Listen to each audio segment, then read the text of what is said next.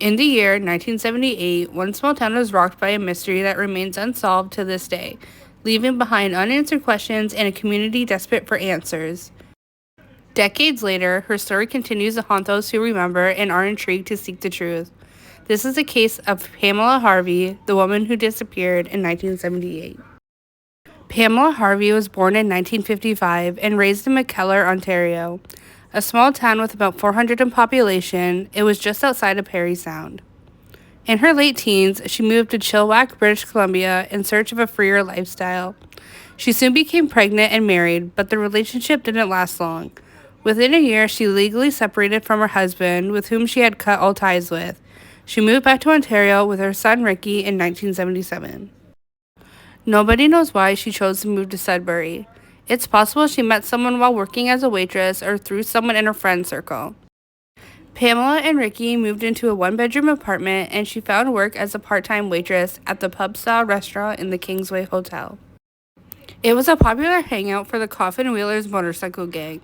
She soon began a relationship with one of its members, Leonard Dowse. Pamela was 23 years old at the time. On November 12, 1978, a man named James Stacy was shot and killed on a hill directly across from the street of the Kingsway Hotel. A witness who lived in the apartment beside the scene said they saw a getaway vehicle next to the building, parked what's now called the Columbus Tot Lot. Stacy's body was discovered by one of his friends that night, who then called an ambulance from the Kingsway Hotel. Soon after, Leonard Dowse and a man named Renee Ranger were arrested for the murder of James Stacy. 4 days after the murder, Pamela left 4-year-old Ricky at a neighbor's house and disappeared. Police refused to take the report of Pamela's disappearance seriously. They assumed she had taken off to avoid Leonard's trial and would be back when it was over.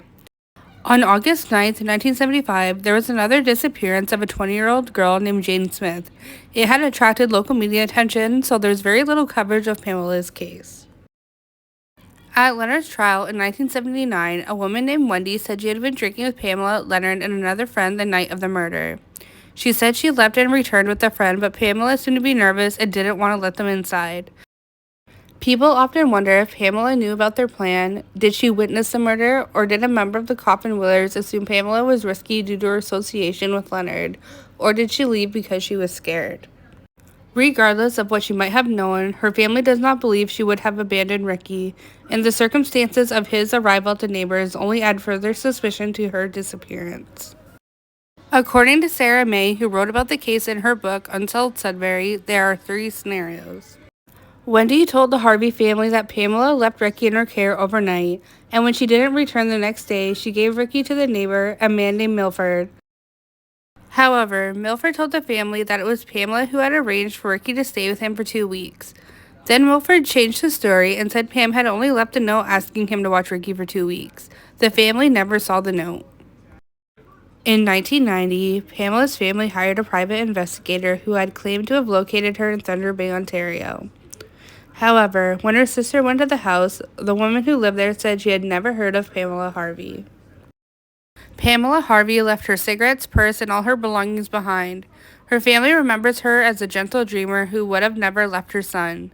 In the 41 years since she had disappeared, Pamela's bank account has shown no signs of activity, and there have been no answers to the questions that remain to those who love her. To this day, her loved ones and a community left behind continue to search for the truth, hoping one day justice will prevail and the silence will finally be broken. Until then, we hold hope that her story may one day have an ending. If anyone knows anything, please contact the numbers listed above or contact Crime Stoppers, which is also listed. Please like and share this video with as many people as you can to help spread awareness about the story and hopefully get a conclusion. Thank you and have a great day.